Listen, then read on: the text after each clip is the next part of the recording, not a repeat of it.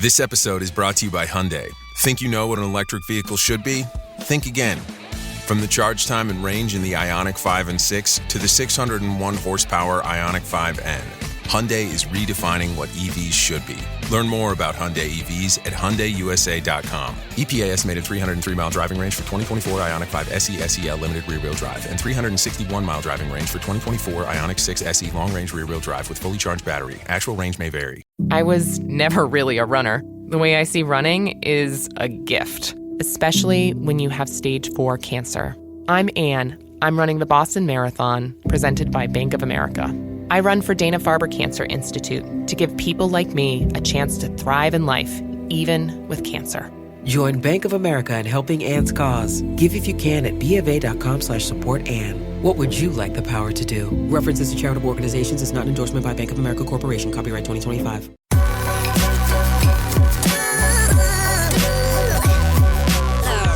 The following is a presentation of the Belly Up Sports Media Network.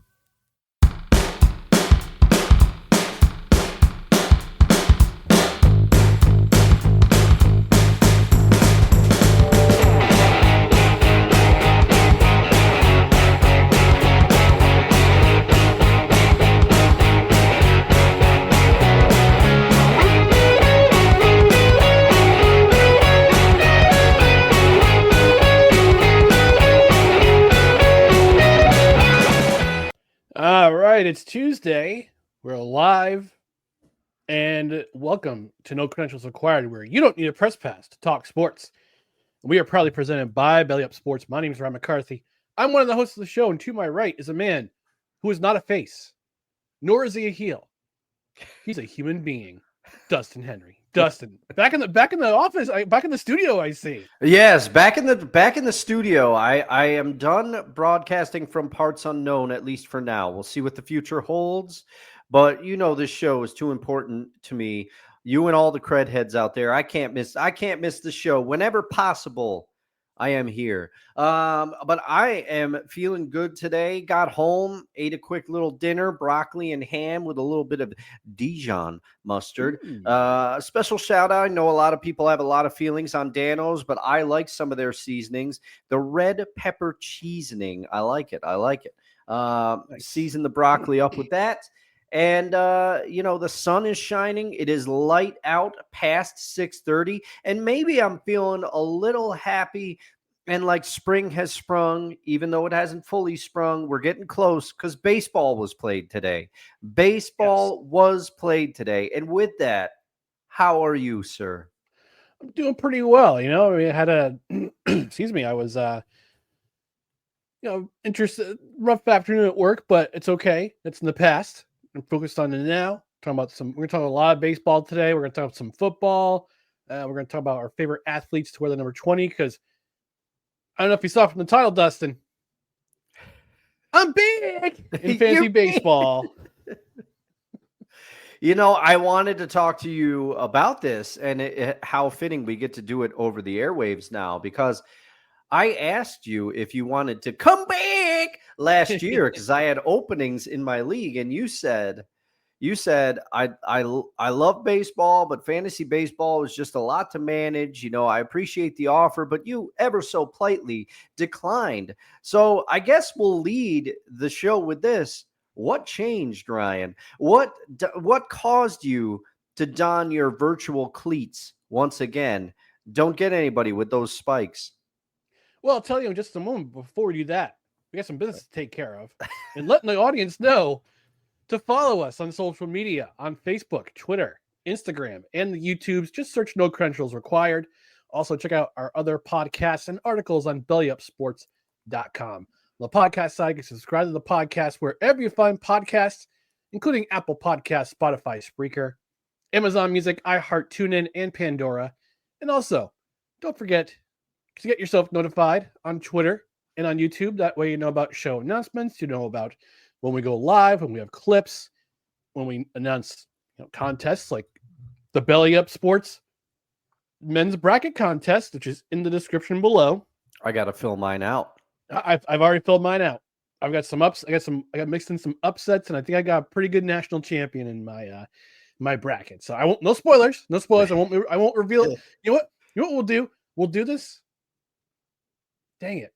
The tournament's gonna be underway on Thursday. Dang it! I was gonna say I was gonna reveal mine, but you know what? I'll wait till Saturday to reveal mine because it'll be early enough in the tournament where hopefully none of my Final Four picks will be knocked out already, and I'll be tearing up my sheet on the air like I did last year. But yes, Belly Up Sports, we're giving away a $50 gift card, $50 Visa gift card for the winner of the bracket. What you want to do is go to our social media, whether it be on Facebook or on Twitter. You're gonna tag 2 people, friends, followers, whatever, and fill out your bracket.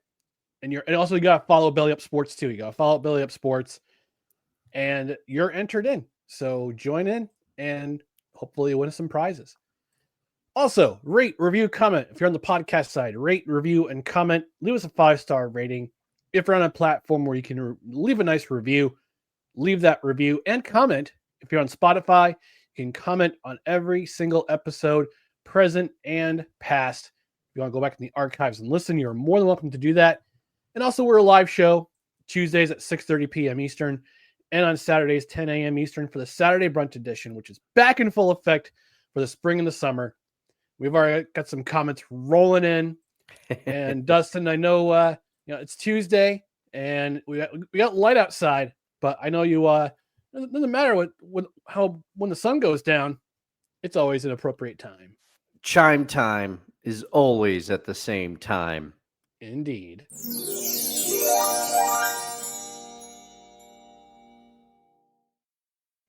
We do have some comments coming in already from our friend of the show, Stanley Smooth, saying, "Lads, shall we cause chaos today?" Yeah, why not? There will be some. There will be some. Yes, there will be some. And he also says, proceeds to pick Norfolk State and upset of number 1 Florida. I don't know about that. He also says, chime time, 60% of the time. Every time. I've also heard that about a certain cologne. Smells like gasoline and Bigfoot's. All right. We're going to get into my story here. I'm back. You're Fantasy back. Baseball. So here's the story. I get a notification from friend of the show, Vince Stover. He is actually our fantasy head from Belly Up Sports. He's our fantasy sports chairman of the board. And he sends me a message saying, "Hey, we need one more player to fill in for our league for Belly Up creators." So this is basically a league for Belly Up creators. So yeah, you got Vince who's running the league. You got friend of the show, Kevin Wilson. He's in our league. Friend of the show, Brent Radlinsky. He's in the league. Many other podcast hosts and writers are there. Chairman of the board, Mike Brown. He's in there, although he auto draft last night, and I hate when people auto draft. I know. A certain friend of ours who once drafted Jay Feely very confidently auto drafted in my league because he fell asleep and woke up 15 minutes into the draft. Oh man. Oh my gosh. So Vince sends me a message. And I give it a day. I thought I had to think about it. I'm like, you know what? I know fantasy baseball can be time consuming. It can be long and at times soul cleaving because it's so long. But then I thought to myself, you know what? I haven't done a fantasy baseball league in well over a decade. Yeah. And I can always remind myself in the morning, when I get up or when I go, before I sign to work, get set my roster for the day and be worried and just be worried. Don't worry about it. Yep. Get back to them the next day. Say, you know what? I'm gonna get the wooden spoon, but sign me up. And for those of you who are unfamiliar with what the wooden spoon is, in rugby, especially in northern hemisphere rugby, last place is called the wooden spoon. So instead of a trophy to win the championship, you win a wooden spoon. And I actually presented it to someone in our fantasy football league from way back when. This is before you joined. Okay, yeah. I actually gave it to somebody who's a kid that I used to be in youth ministry with. I actually award him with a wooden spoon for finishing in last place in our fantasy football. And he was so happy to get it. He's like, oh my gosh, this is awesome.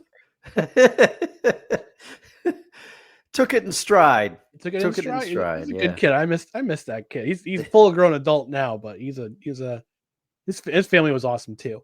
So, I said, you know what? I'm gonna get the wooden spoon in this league, but you know what? What the heck? I might as well.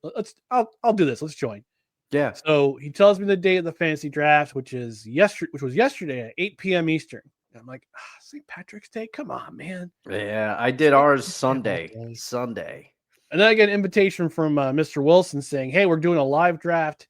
We're doing a live draft live stream on the Belly Up Fantasy Sports channel. I'm like, I thought about it. I'm going, again, St. Patrick's Day. Come on, But you know what? I worked out. I did 30 minutes of cardio. I came back home. I grabbed a Guinness. I sat down. I was like, all right, let's do this. So nice. I'll let you know I drafted 7th. So okay. I was 7th all right. overall as a snake draft. So all right. I was 6th, but most importantly, what's your team name? My team name is the UCL Donation Center.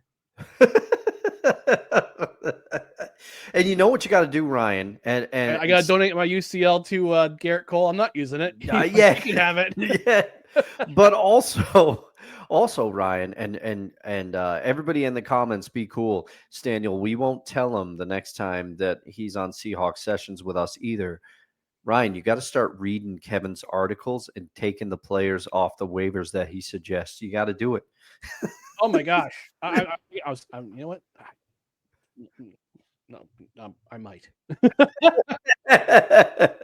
Just to spite him. But I actually went on the live stream a little bit later on in the night as we were closing out the draft, and so I thought I was thinking about my strategy. I'm like, okay, what's my strategy going to be? Come on, Ryan. What's your strategy going to be? You haven't done this in over a decade. Yeah, it's a live draft. You got to figure out a strategy. I said to myself, all right, I think of catchers as running backs in fantasy football. You got to get the elite right away. You got to get the best running backs in fantasy football right away. Okay. That's what I did last year. I picked up Run CMC, although it didn't work out for me then. I did pick up Derrick Henry later. So that worked out. That worked out for you. I still can't believe CMC fell to you, because everybody who's going to sit here and say that, CMC was a bust last year. We didn't know that at the time. We didn't know what kind of season he would have, and the fact that he was not taken first overall blew my ever-loving mind at the time. Yeah, and because the guy who was in front of me took Josh Allen. Yes, and that worked out for him. Curious pick. It worked out for him. Josh Allen had a spectacular November into December. And by the way, talk about a guy who's had the most awesome 3 months, 3 or 4 months ever. Yeah. Gets engaged, leads the Bills to the AFC Championship, and gets awarded with a $360 million extension. Yeah. Not a bad 3 months, man. So that was my strategy. I'm like, all right, I got to get a catcher. I got to get one right away. So my first overall pick was Adley Rutchman. Okay. So that was my first overall pick. And I just kept watching. I kept watching who everybody else was taking. And then it came back to me and on pick 14. And I see William Contreras is there. Oh, no. Oh, you doubled up because William Contreras. Doubled up in the catchers. Wow. William Contreras is my catcher this year. I got lucky for him. I did not prioritize catcher the way that you did, but that's, what you could do? You could slot one of those. Does this league have utility slots, Ryan? Yes, it has. Okay. So let me give you the idea of what this league has. It has your position players, catcher, first base, second base, third base, shortstop, 3 outfielders. But there's also utility. There's also DH, and there's also first and third and second and short. Okay. So with William Contreras, I can swap him in and out of catcher and DH. Yep. Which is what he's designated for. So or utility. I mean, it's It's up to me. Yeah. So that's what I did. My first 2 picks were catchers, and I got the 2 best hitting catchers in our league projected for 2025. Mhm. And then I had to wait a while, and I decided, you know what, strategy wise, let's go with pitching. So my third round pick was Garrett Crochet of Boston, and I kind of threw up in my mouth a little bit because it's Boston. Yeah. So I said, you know what, pitching is pitching, and that's Yeah. what I went with. And that's the first rule of fantasy, Ryan. You followed a rule that is tough for some people. You drafted with your head, not your heart. You want to avoid those Red Sox players because of our hatred for them. Yes. But a player's a player. You got to fill out a team. You got to fill out a team. Now, was the rest of your pitching staff strategy? I try to do this, but I always there's a couple positions that always elude me in fantasy baseball. I tend to wait too long on closers because I always feel like I can get one off the wire, but sometimes I end up having to punt saves. I don't know why I couldn't spit that out, but I end up having to get basically disregard saves because I waited too long on a closer and then there's nobody off the wire or somebody gets there first.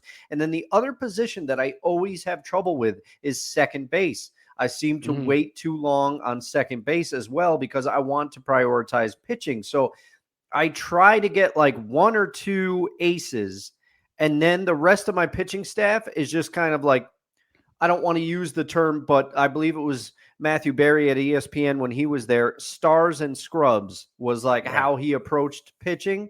And I tried to take that approach, but it doesn't always work out. Right. So my third pick was Garrett Crochet. My fourth pick, and I just kept watching to see who was out there, who was available. My fourth pick was Cole Ragans. Okay. From KC, right? Kansas City. Yeah, I think that's a good pick. He was somebody I was targeting. I did not get him. My fifth overall pick was Austin Riley. All right, that's a good pick. That's a good pick. I had him last year. My league is a keeper league. Unfortunately, I wasn't able to keep Austin Riley. He had some injuries last year, so we'll see how it works out. Yeah. But he's a great player, and he's that Braves offense. I think it's still going to be good. So yeah.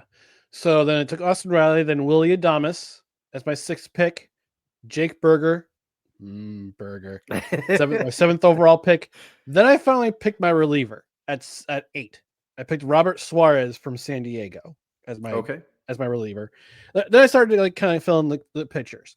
So I went with Robert Suarez, and I only have 2 relievers on my roster. Although you could argue, who was it that I picked up?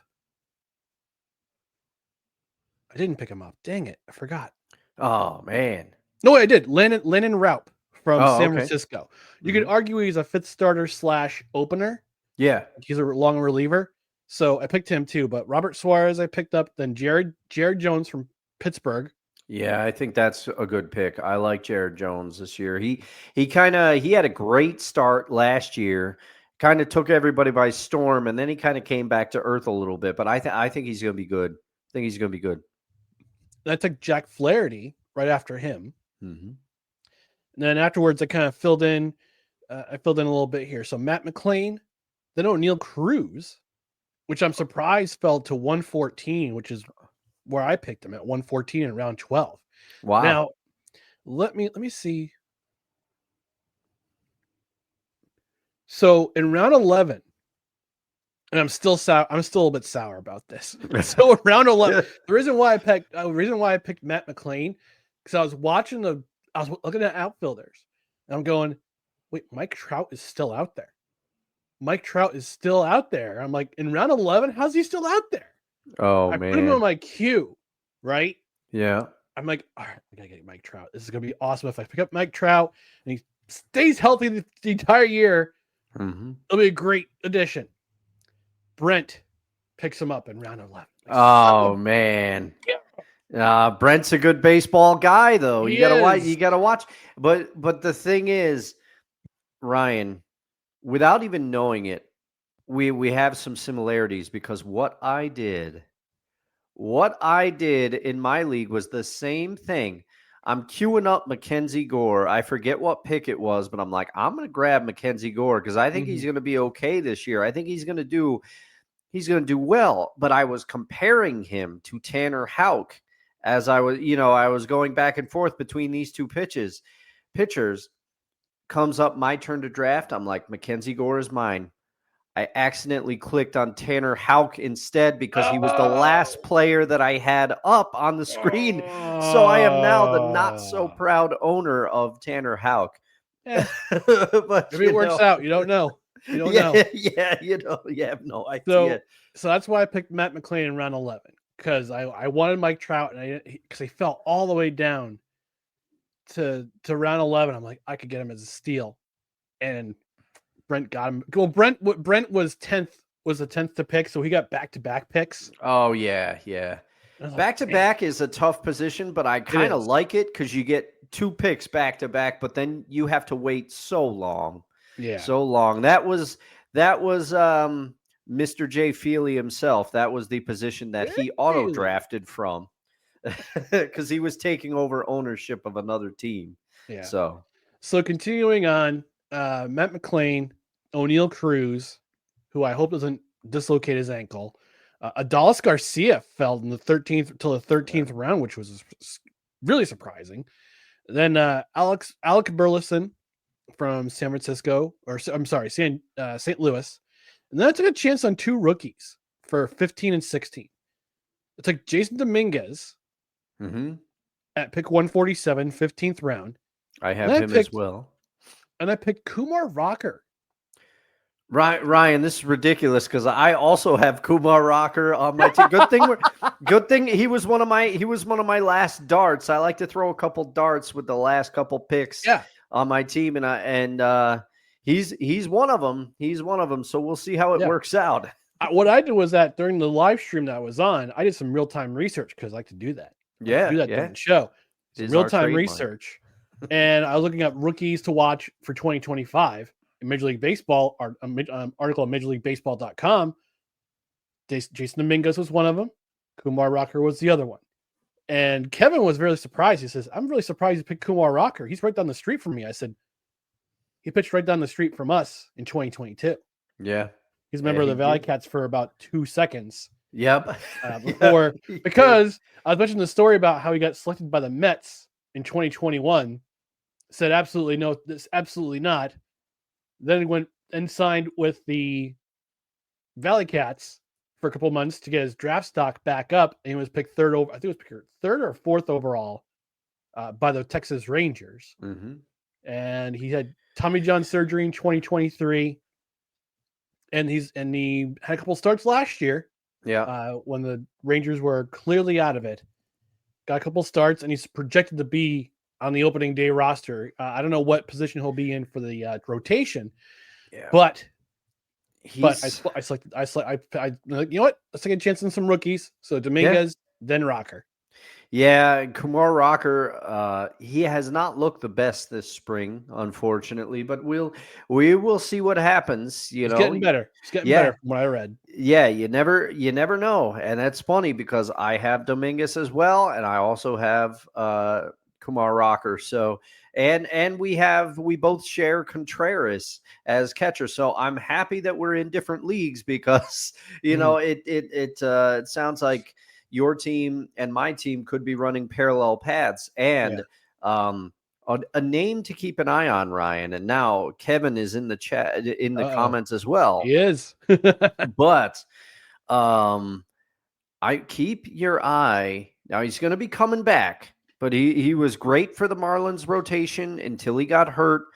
Yuri Perez. He's going to be back, probably not until July, though, but stash that name because if he comes back and is any shade of what he was prior to being injured, he could be a nice pitcher for you. So Yuri Perez, I'll have my eye on Yuri Perez. He's already on my watch list. And Scott, who is an avid watcher and listener of the show, I hope he's not watching right now because he's in the league. He's in the league. Longtime team manager, Green Monster is what he's named his team. So, but yeah, hopefully Yuri Perez, keep an eye out for it.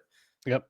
So I'm gonna round up the rest of my picks. I picked Kyle Finnegan as one of my relievers. Washington, Landon Raup, Max Muncy fell all the way to round 19. And Connor Norby fell to number 20, so I picked him up. Picked up another rookie, Trey Sweeney, who's projected to be the starting shortstop for Detroit on opening day. Then I picked Jason Foley in round 22, Charlie Morton, round 23, Colton Cowser, round 24.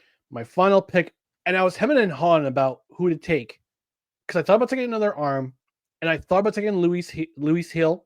Yeah, but he's not. I know he's not available till June. Yeah. So I chose Parker Meadows instead, and Parker Meadows is out too. He won't be playing on opening day, but he's a run producer for Detroit. So I got a nice blend of Tigers and Orioles in my lineup. And Cincinnati Reds too. Where the draft can take you, and it's fitting that Kevin is in the chat because we just may hear more from him soon. Keep your eyes out. Keep your eyes out, everybody. And also, he's avid fantasy player. Obviously, writes articles about fantasy. Frequent contributor to Belly Up. So this should be interesting. And let me ask you, Ryan, being back in the fantasy game on the baseball side. Mm-hmm. Does it reignite your fire for baseball? Are you ready for the season to start? I am actually. And actually, which kind of dovetails into our next discussion. But before we do that, I'm going to read those comments from Mr. Kevin Wilson at Belly Up Fantasy Sports. It says, fantasy baseball, I've never seen two catchers leading off a draft. Yeah, that is. You might be a trailblazer, my friend.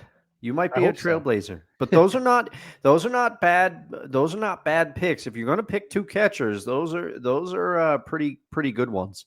Yeah, and he's all continues saying it could be worse than Tanner Houck, Dustin. Yeah, I know, but I wanted Mackenzie Gore, and I was comparing the two, and then, but who knows? Maybe Tanner Houck is a anchor of my rotation. Although I'm counting on Logan Gilbert to be my ace this year. Hopefully that pans out. I don't know.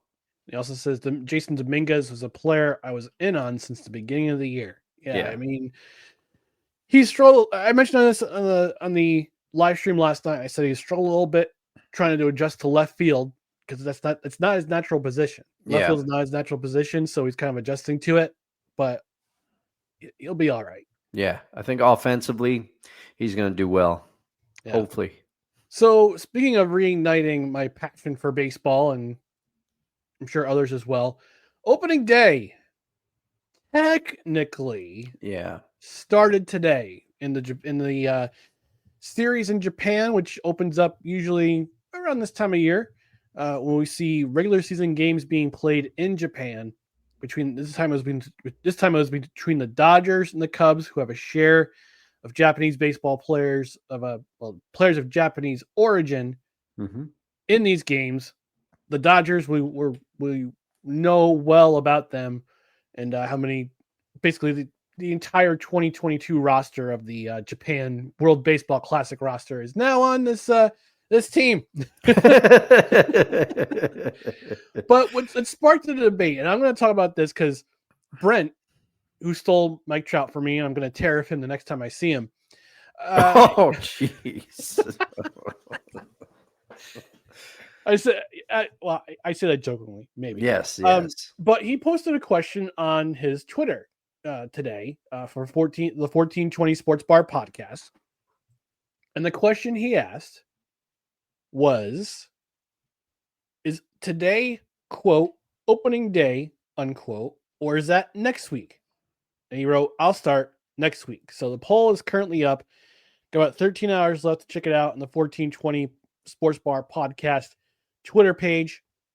Right now, next week is leading 86.7 to 13. Yeah. Yeah, I mean, and I left my comment in the comment section, but I want to get your point of view on this, Dustin. And I'm pretty sure Mr. Wilson, who will have a agreement on on what we think. But I want to get your opinion first.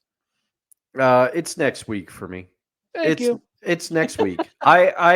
I know that this is happening first, and I know the reason that everybody is drafting early, because some people in my league, we've had the same core of guys together for years now, and some people are like, March 16th, like Scott told me, he was like, that's Selection Sunday, and I'm like, I know, but with the Tokyo series, if we want it to count for scoring, the season starts, these games count. And so we had a draft before then. But to me, it did not feel in any way like opening day. It didn't have the pomp and circumstance. And I think a lot of people, what did these games come on at 6 a.m.? 3 a.m. 3 a.m. Okay. Yeah. So disgusting. Nobody, and I don't say this disrespectfully, and I'm ready to get the baseball season underway as much as anybody, but nobody watched these games because they weren't on it. And I understand it's in Japan. If they were in Japan, they probably watched a ton of them, or maybe people DVR'd them and watched them later. But for me, opening day, I'll DVR the occasional baseball game. And once, if we're in July or August, I'm not watching the full games a lot of times, or, I'm turning one on like after I mow the lawn for a little bit. I'll start to catch one that's like in the fifth inning or whatever. But for opening day, I want to watch the games. I want to watch them live. I want to watch when ESPN was doing that triple header. Yep. I would want to watch all three games. Yeah, baseball's back. We're ready. Spring is here. Like everything is turning around. Football gets us through the winter. Baseball reinvigorates our spring, but opening day baseball has a different feeling. And this was not it.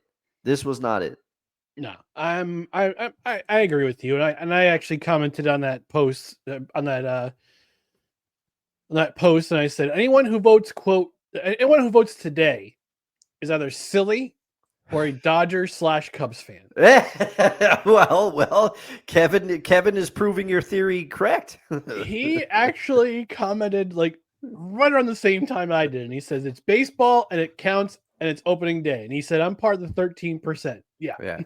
He's part of the 13.3% that says today. And to which I replied, I said, see what I mean? A silly person. Or a Dodgers/Cubs fan. Oh, well. And I'm pretty sure Brent will talk about this in his show, but I wanted to give him his flowers for giving us this debate. Yeah. Thanks a lot, Brent. Thanks. Yeah, because it gives us something to talk about on the show, because we were both kind of like, what are we going to talk about today? Yeah, and I don't know. At 12 noon. I know, and 6 hours before we go live. I know. Well, sometimes it's like that.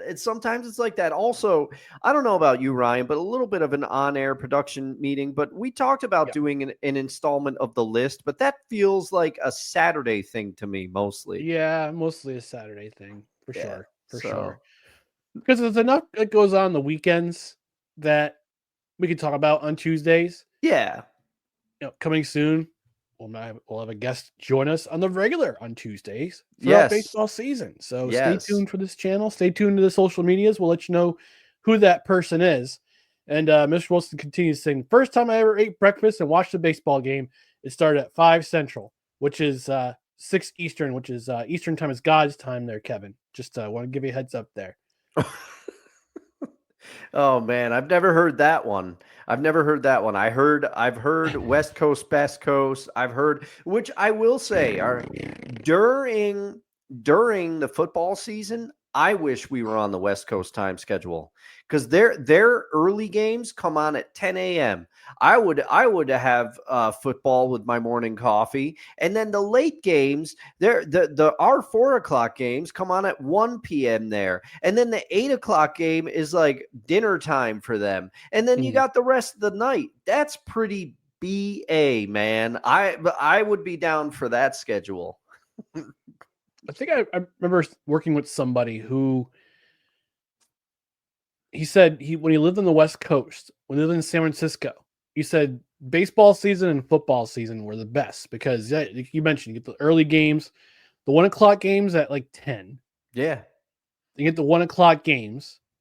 And then at 4 p.m., go to the ballpark. Yeah. Go enjoy a baseball game at AT&T Park or Pac Bell Park or whatever the heck it's called now. Yeah. Or Petco Park. Yeah. Yeah. So you can in September, you can watch football on TV and then go catch a game in the late afternoon. That sounds fun. Yeah, that's pretty cool. That is pretty cool. Gotta admit.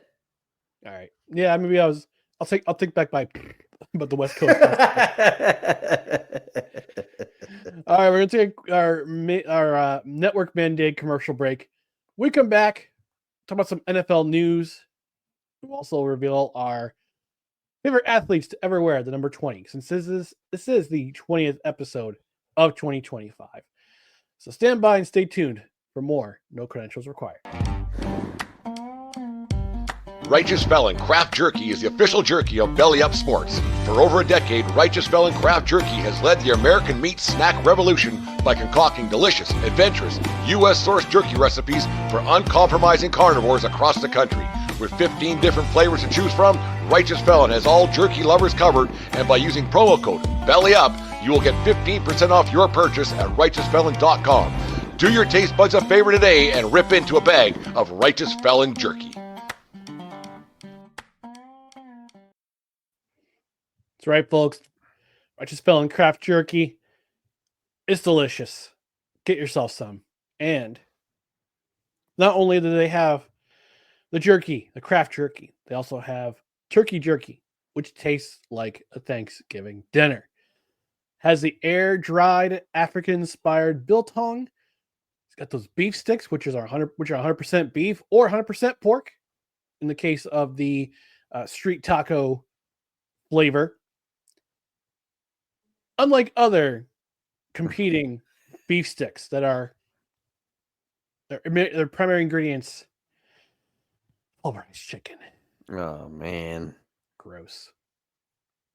No, don't want to snap into that. But no. it's not just for human consumption, as Dustin will attest.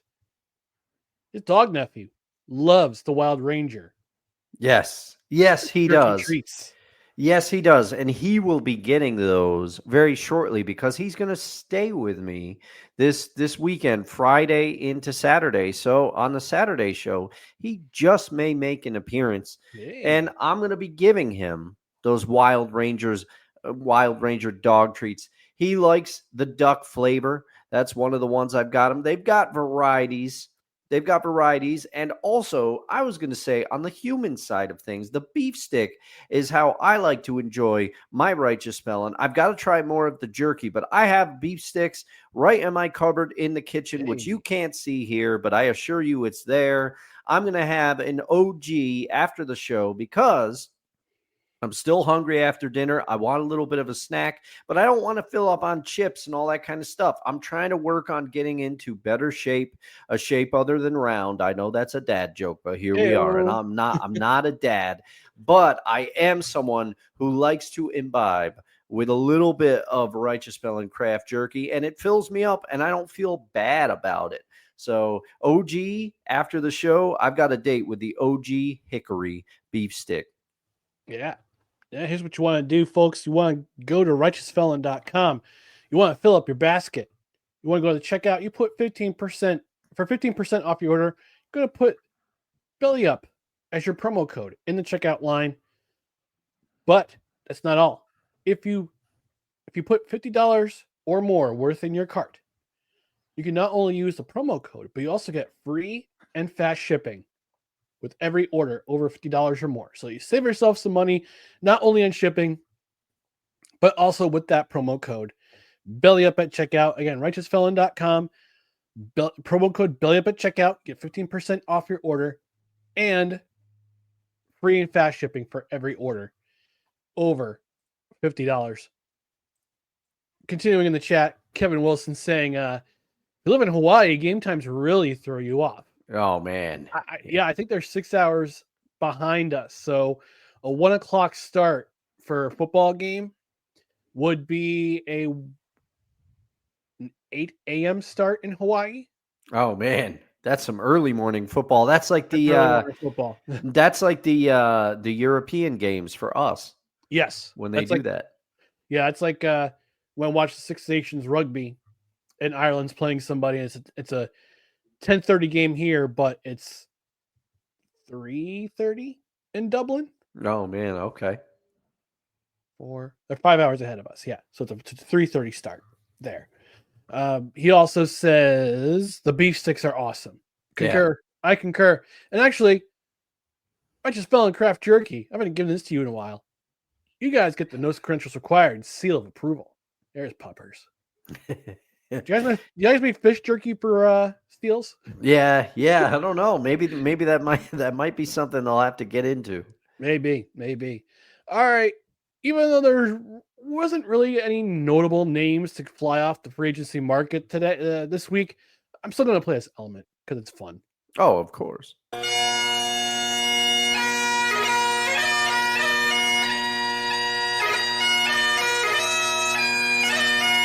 I need about 350. You always need tree fitty. All right, late breaking news on Sunday, Sunday night, where NCAA March Madness, people were talking about the brackets, people talking about how North Carolina got in and West Virginia and Xavier didn't. The NFL sneaks in and says, "Hi, we're still here. We have news."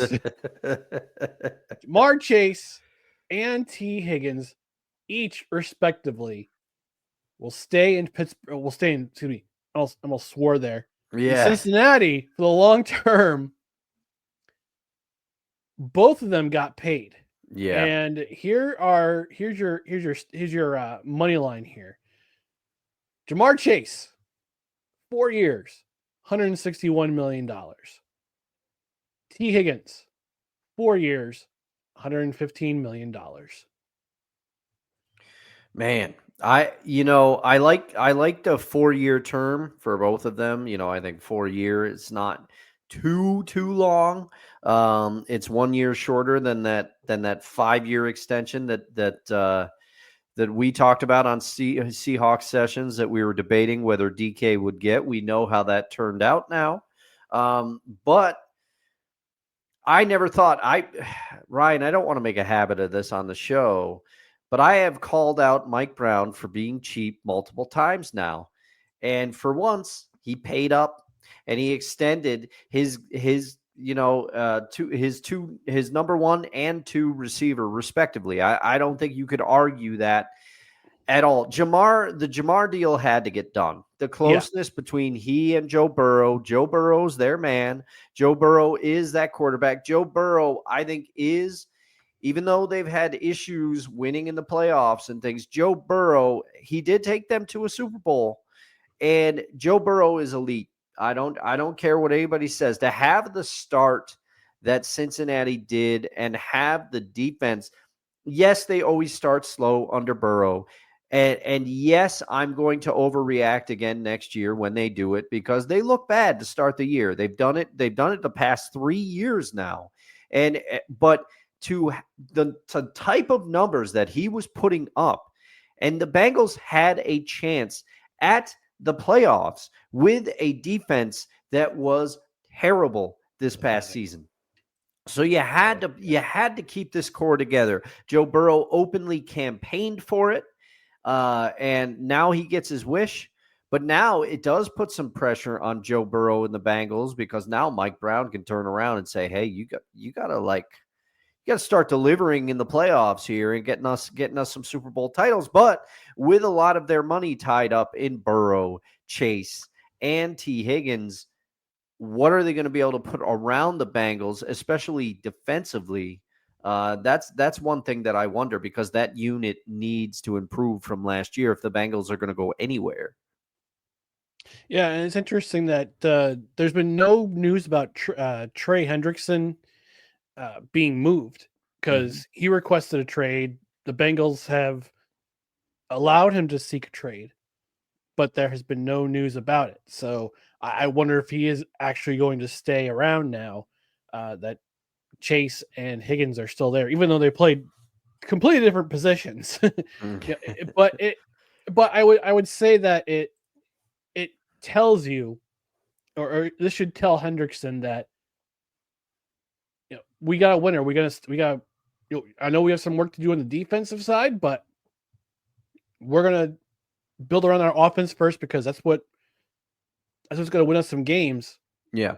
And then we'll focus on the defense. So I wonder if he's going to stick around after all, considering that nobody has really sniffed at the possibility of trading him. Well, and maybe that's and I don't want to assume anything, but if the market, maybe Trey Hendrickson was just looking to test his value, see what other teams, Myles Garrett just did. Yeah, maybe he was looking to test his value by demanding the trade or asking for the trade, but that can also backfire on a player because if you find out that there's no market out there for you, you that's the thing. Now the Bengals, if the market is cold for him or relatively cool for him, the Bengals can come back to him and say, "Hey, how'd that work out for you? Here's what we're offering. Do you want to be here when we start winning games?" Yeah. And I'm looking at the details of each contract. Chase's contract, 4 years, $161 million, $112 million guaranteed. Higgins, 4 years, $115 million, guaranteed for the first 2 years. So this year he'll be making $26.1 million guaranteed. How's he ever going to survive? Oh no, that's a lot of Skyline chili. That's what's up. The other player I forgot to mention, I didn't put it in the description, but I totally forgot. I put this in the chat yesterday. Derek Stingley Jr. Oh yeah, agreed to a 3-year, $90 million extension, which includes $89 million guaranteed. He's making $30 million base. He's the highest paid defensive back in NFL history. Man, I think this deal had to get done. I think it had to get done. He is a cornerstone of that Texans defense, which at times has looked amazing under DeMeco Ryans, and then at times has kind of regressed a little bit under DeMeco Ryans. But through no fault of Derek Stingley,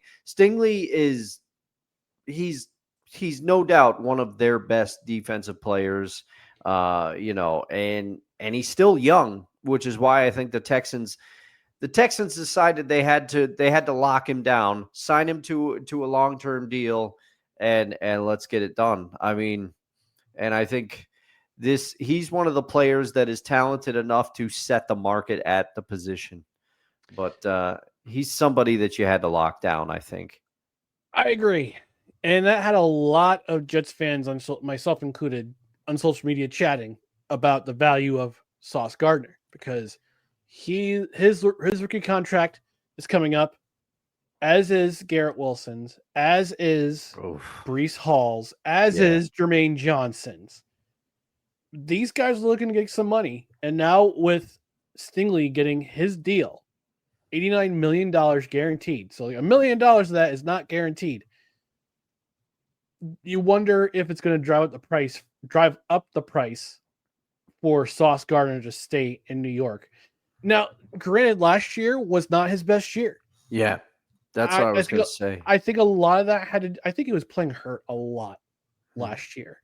He won't admit to such, but I think he was. I know he was dealing with some injuries.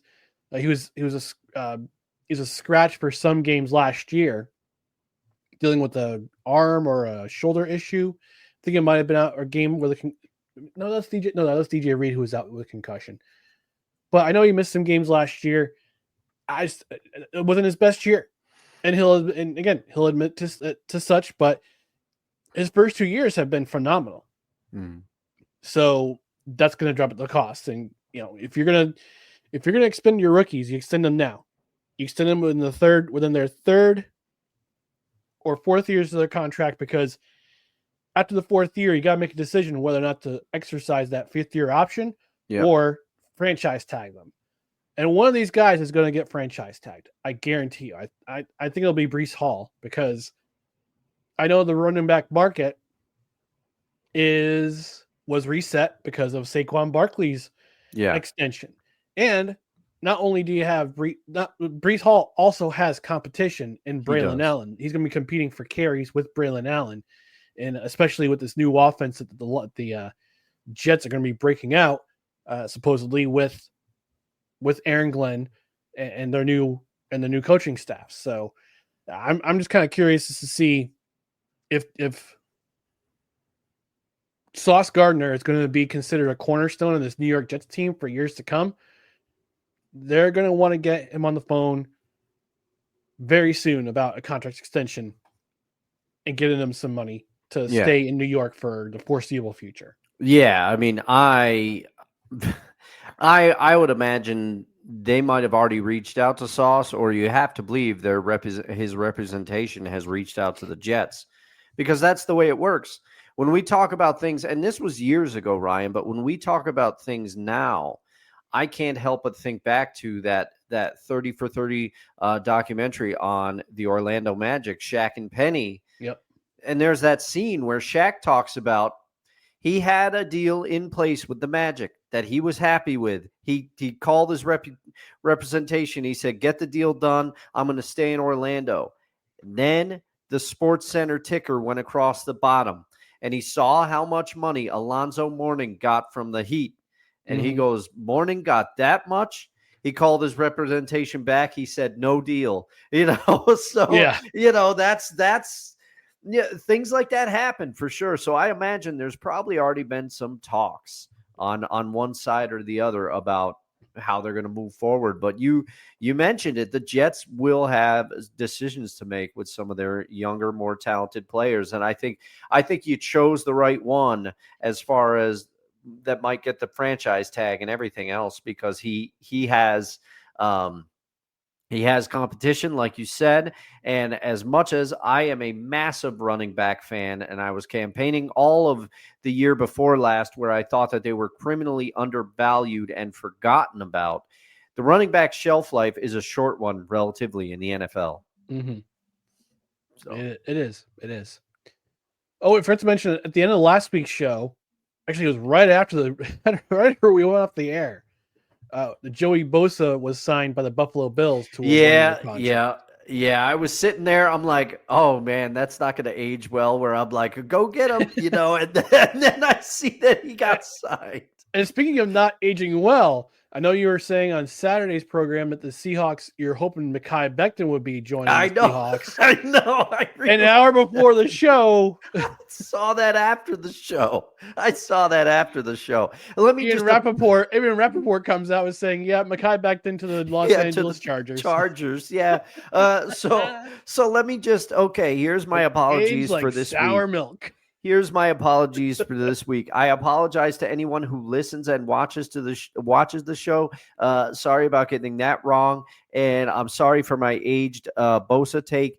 And also, last apology, again, sorry to Mike Brown. And, this just follows the trend where I had to apologize to Kyrie Irving profusely for my rant from a couple years ago. Because he stayed in Dallas and they went to the finals last year, and we won't talk about what's happened to the team nor Kyrie this year. It's a sad, sad season in Dallas for basketball. So Dustin has the sads again. Yes. One more thing we got to talk about before we reveal our favorite athletes to wear the number 20. Cam Heyward on his podcast called Not Just Football. Said the following in regards to Aaron Rodgers signing with the Pittsburgh Steelers. He said, and I quote, "I ain't doing that darkness retreat. I don't need any of that crap. Either you want to be a Pittsburgh Steeler or you don't. That's simple. That's the pitch. If you want me to recruit, that's the recruiting pitch. Pittsburgh Steelers, if you want me to be part of it, so be it. If you don't, no skin off my back." Close quote.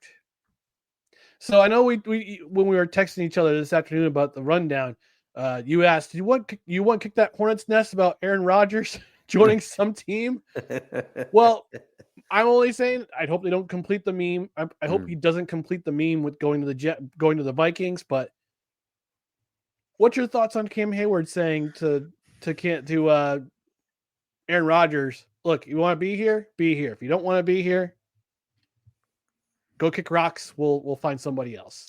Some people might call this an oversimplification, but I don't think so. I don't think so. You either make that decision, you either want to play football or you don't. They have made it clear, I think, that that Aaron Rodgers is a realistic option for them, that it is something they are willing to consider. Now, I don't think it would work out in Pittsburgh. I've been vocal about that, but with the moves they made to go get DK and, a couple other moves, Steelers are trying to put together something, and they are in one of the toughest divisions in football, excluding the Browns. You got the Ravens, you got the Bengals in there now, who the Bengals just re-upped their key pieces. We just talked about it.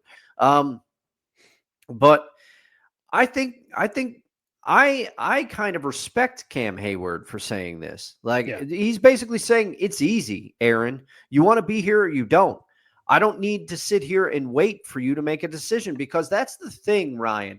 And the Jets are never going to come out and say it, but it had to be extremely frustrating for them to sit there and try to make a decision based off of whether is he going to come back, is he not going to come back. I think that's why Aaron Glenn made the right decision of just saying, hey, effectively, politely, he said, we're not going to deal with that this year. We're already in communications. We're going to make a decision quick, and it's going to it's going to happen. And that's what they did. They decided to part ways from Aaron Rodgers. And I think it's part of what led to Green Bay deciding to part ways with him, is he kind of went back and forth with them a few times on what he wants to do. And it's got to be frustrating if you're a teammate of Aaron Rodgers, if you're a prospective teammate, that you're just waiting and you don't know. And also, we don't know. Cam Heyward might have already been asked about this 50 billion times. We don't know, because reporters are probably going to ask him, and maybe you just caught him at a moment where he's tired of dealing with it. But I respect the direct take, because that really does come down to it. Basically saying, Aaron, do you want to play football or do you not? Because if you do, we're happy to have you as a Steeler. But if you don't, let us move on so we can make another decision at quarterback. Yeah. It's direct, concise, spoken like a true defensive lineman. Yeah. Like, do you want to be here? You want to be here. If you don't, kick rocks. Go pound sand. We'll meet you in the back. We'll meet you in the backfield sometime soon. Yeah. Although I don't know, because the thing that I wanted to say to you is that, and this is where I'll leave it, because I know you don't want him to complete the meme, and I know you've made your thoughts on it, but if he doesn't sign with the Vikings, if the Vikings decide, no, we'd like to go into another direction, I think there's a very real possibility that Aaron could look at his options and retire. Yeah. Because he's had a great career. Yeah. 4-time MVP, won the Super Bowl, MVP, millions of dollars in the bank. Yeah.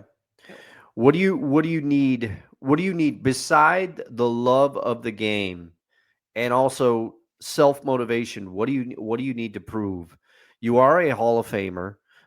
People have their opinions about you one way or the other, but as the stance is for me with Pete Rose, Aaron Rodgers, a Hall of Famer. He's won a Super Bowl. He's done almost everything you can do at the position. There is no universe that Aaron Rodgers suits up for the New York Giants. If Aaron Rodgers actually were to suit up for the New York Giants, then no one should question his love for the game. Because and I don't think he wants to go out like last year. What happened last year with the Jets? It was his worst season in terms of record. It was his worst season ever. 5-12.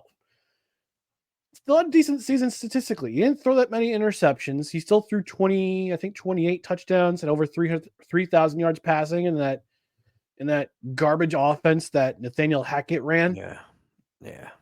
I don't think he wants to go out like he did last year. He doesn't want that to be his swan song, especially in the season before where he played 4 plays before going down with an Achilles injury. And admittedly, he looked stronger as the season went on, because it's not an easy It's not an easy injury to come back from. Kirk Cousins will tell you the same thing. Yeah. So yeah. I mean, gotta make a decision. He's got to make a decision soon. All right. Our last segment of the night before we get out of here, our favorite athletes to wear the number 20. Again, this is the 20th recording of 2025. We've been going over favorite athletes to wear the uniform with the number of the corresponding episode. This is number 20. And I kind of said that on Saturday, this might just wind up being a tribute episode as opposed to our favorite athletes being wearing number 20. But Dustin wanted to make sure that we didn't have the same one, but it might wind up being the same one anyway. Yeah. But I'm going to have him start. Dustin, who's your favorite number 20? Well, I had a suspicion I knew where you were going to go. And I'm going to caveat this. I would have gone there with the exception of I've been very honest about when I really started following football. I started following football around 97, 98, religiously started following football around this time because I was playing NFL hits or NFL blitz, which compounded my interest in the game. Then I got Madden and then I jumped in. I would watch football in passing, but I wasn't watching it the way that I am now, which is why, yes, I've seen one famous running back to wear number 20 play, but I haven't seen him play that much because I wasn't truly watching football. And I had a feeling that my esteemed co-host to my left may go the direction that I'm talking about. I'm doing a very poor job of veiling it. So I decided, in honor of our friend D. Willie, friend of the show, head of Sertoba Media, founder, everything with Sertoba Media. Go check his stuff out. Not for the sake of debate. I'm gonna modify it a little bit. For the sake of the content, I am picking a number 20 that is very near and dear to my heart. He is a member of the Core Four. I am going Jorge Posada. Hey. And it's fitting because even though it's not opening day, Kevin, sorry, I just had to do it. Even though it's not opening day, baseball is in the air, my friend. Baseball is in the air. And really, Posada personified the Yankees for me. As much as Jeter was the face of the Yankees, and I will admit, I was a spiteful boy. I loved Joe Girardi. So when this hot shot, this is how I viewed him as a kid. When this hot shot, Jorge Posada came in, I was not happy because I'm like, Joe Girardi is my guy. He should be back there.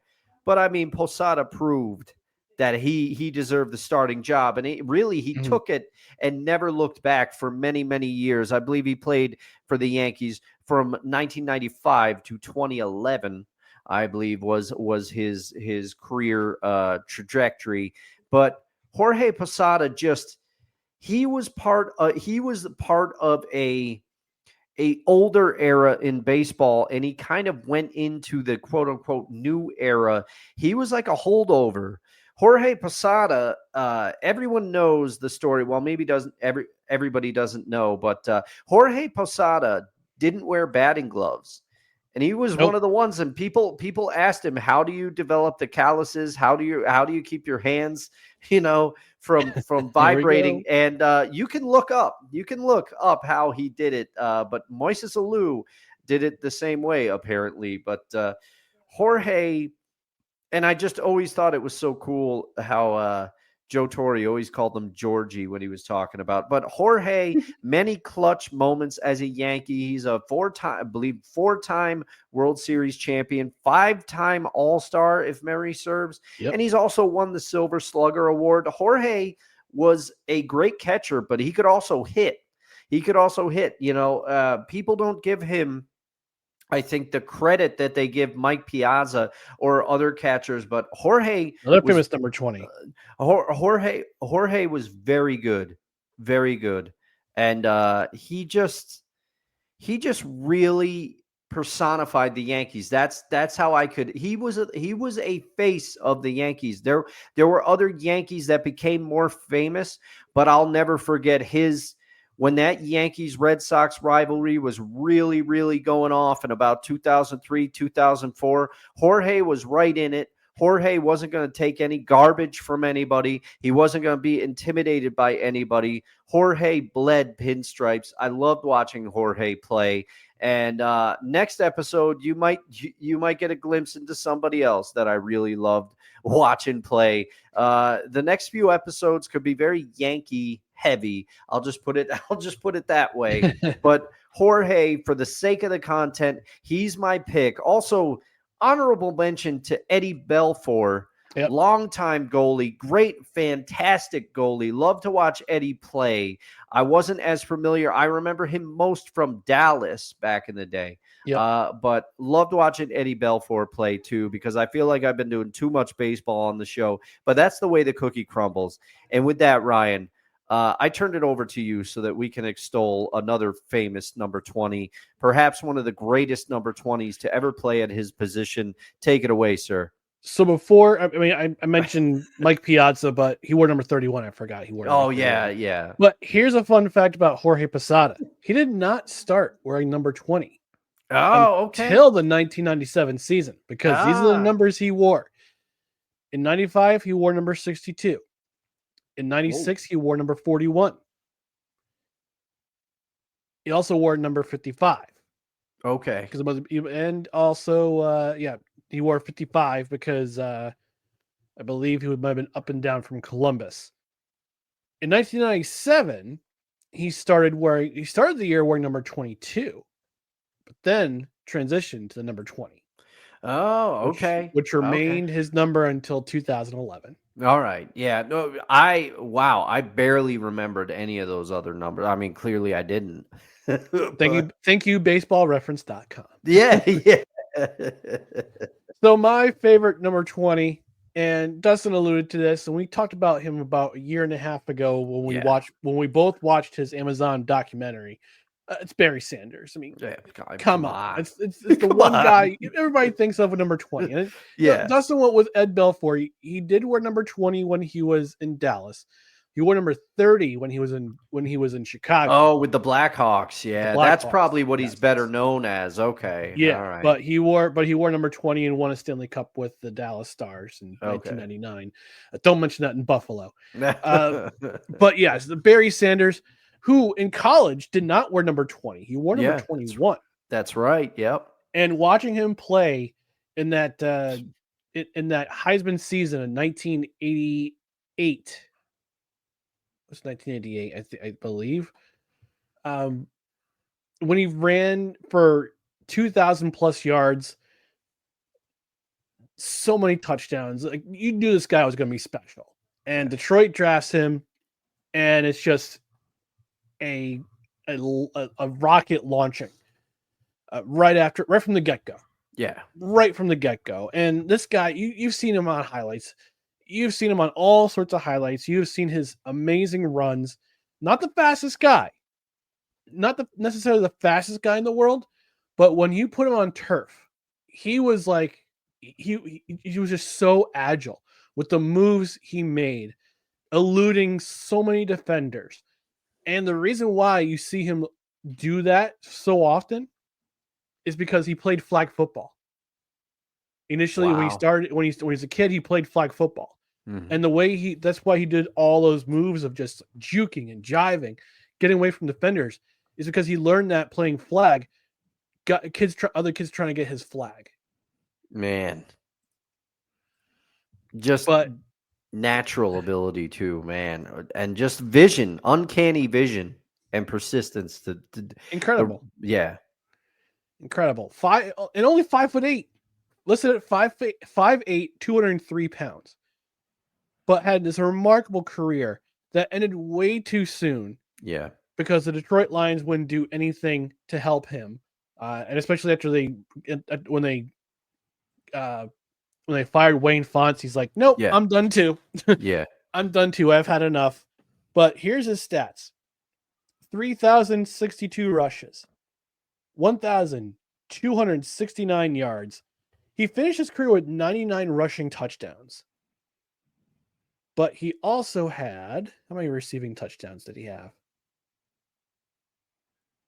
He had 10 receiving touchdowns. So altogether, he had 109 touchdowns for his career, 18,190 yards from scrimmage.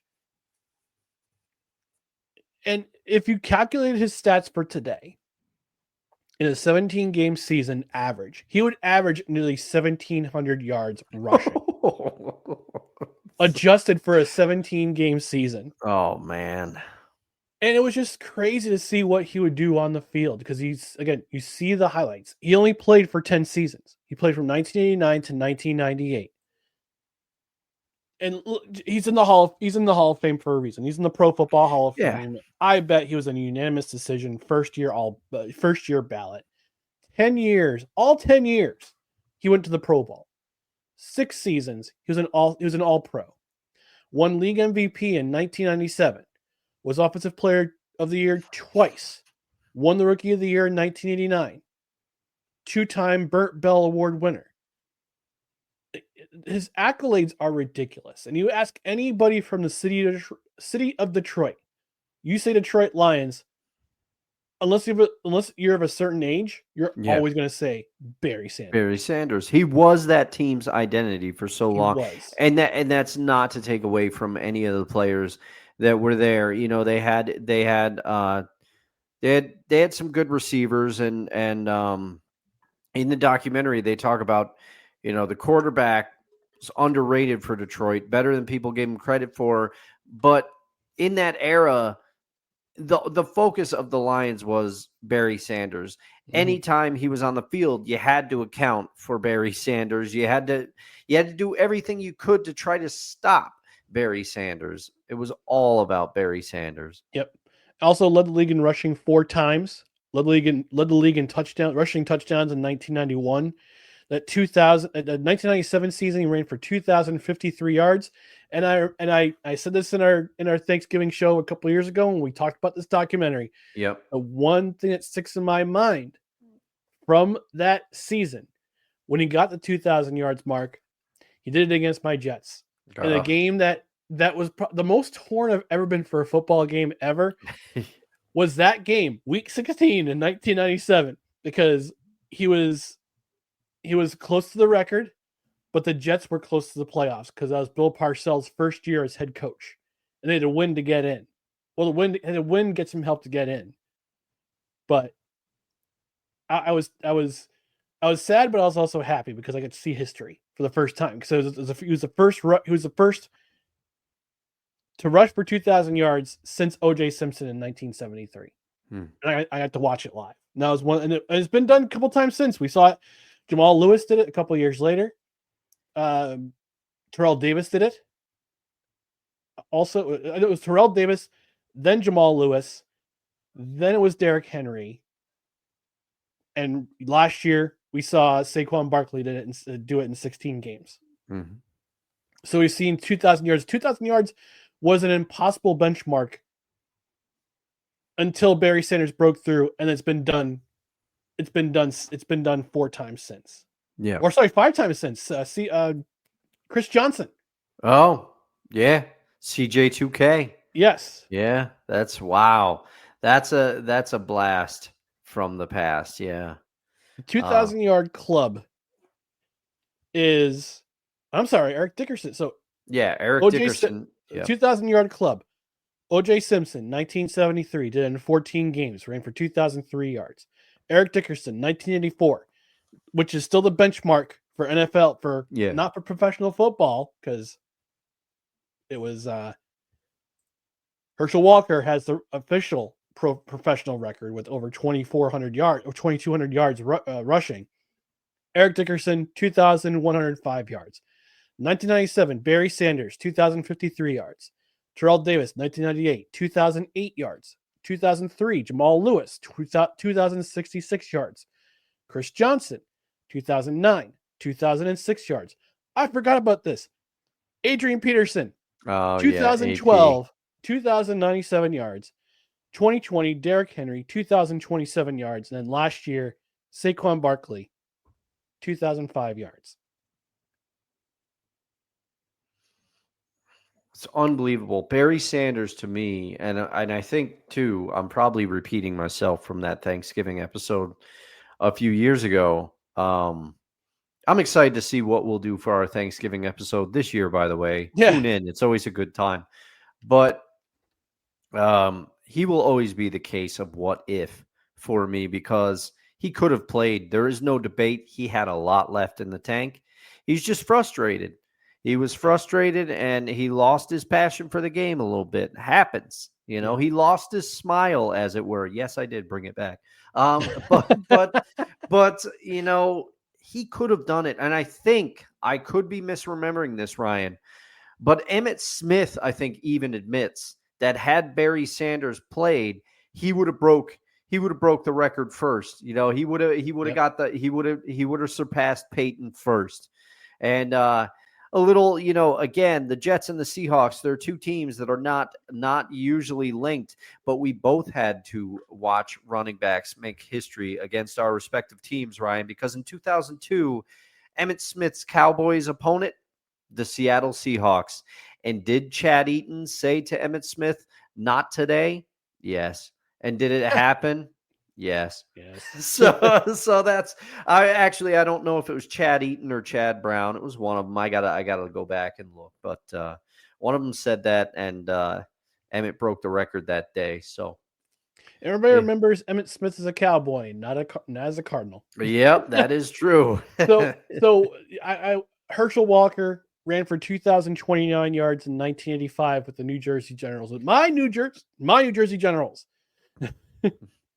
And in 1998, Mike Pringle of my Montreal Alouettes ran for 2,065 yards in the CFL. The only running back to ever do it in the CFL to run for 2,000 yards is Mike Pringle. You know what happened? I have a jersey of his. You know what happened that season, Ryan? Once he popped, he couldn't stop. I'm sorry, I had to do it. He did it a lot and was in Montreal and Edmonton. And he was also part of the Sacramento Gold Miners CFL expansion team into the United States.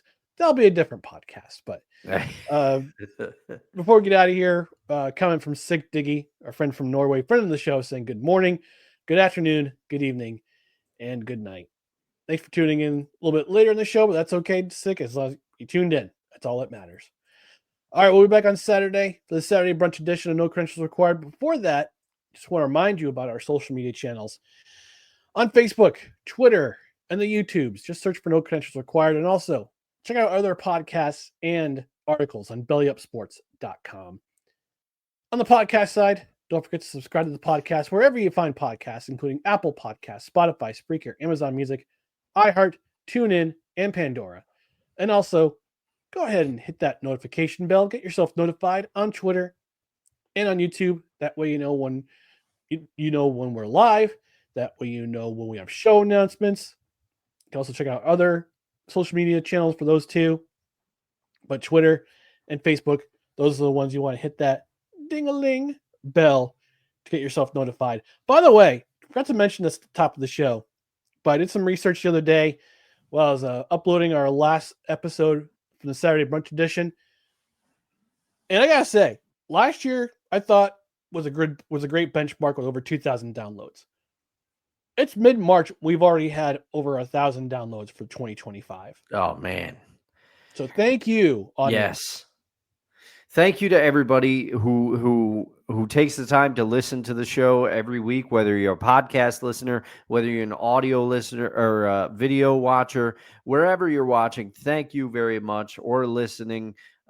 We can't do this. I mean, Ryan and I love to do this, but we can't do this if nobody listens and watches. So thank you so much. And anybody that comments, it helps us with the show. Thank you so much. We can't believe. Thank you for taking the time to listen to us. Yeah, it's just crazy that we have over 2,000 downloads last year, and we're already up to 1,000 this year. So we couldn't do it without you, the listening audience. And if you're a listening audience member, subscribe. Go follow our Twitter. Follow us on Facebook. Follow us on Twitter. Follow us on Instagram, and also follow us on YouTube. Yeah, got over 300. We're almost at the 400 subscriber mark. So go ahead, follow us there. Also follow Belly Up Sports, the YouTube page for Belly Up Sports, where this the video side will be posted. It'll be up tomorrow morning at 8:00 Eastern time. Wednesdays at 8:00 Eastern time. It's AM, not PM. Sorry, forgot to mention that. But yeah, follow Belly Up Sports too, and listen to, and again, check out other podcasts as well. Yeah. We shouted out a bunch of friends of the show. Brent, he's at the 1420 Sports Bar podcast. Vince Stover from the Sports Stove. Kevin Wilson from Belly Up Fantasy Baseball and Football. Yeah, we got a bunch of other stuff coming down the pike with Belly Up Sports, and yeah, we want you to be here, but also be a part of the listening audience. So we appreciate all of you who tune in and listen to us. So we appreciate it. Mm-hmm. And don't forget to join our OV Go Watch 2025 contest. We still have only one contestant. Somebody get in there. He's down to 8. So the magic number is currently 8. The grade 8 is 8 away. Get in on the OV Go Watch action. Do you not want this prize pack? I do. I know. But in the meantime, thanks again for tuning in to No Credentials Required, where you don't need a press pass to talk sports. We are proudly presented by Belly Up Sports. For Dustin Henry, I'm Ryan McCarthy. We'll be back Saturday morning for the Saturday Brunch Edition at 10 a.m. Eastern. Until then, have a great night. Be safe out there. We'll talk to you again next time. Good night, everybody.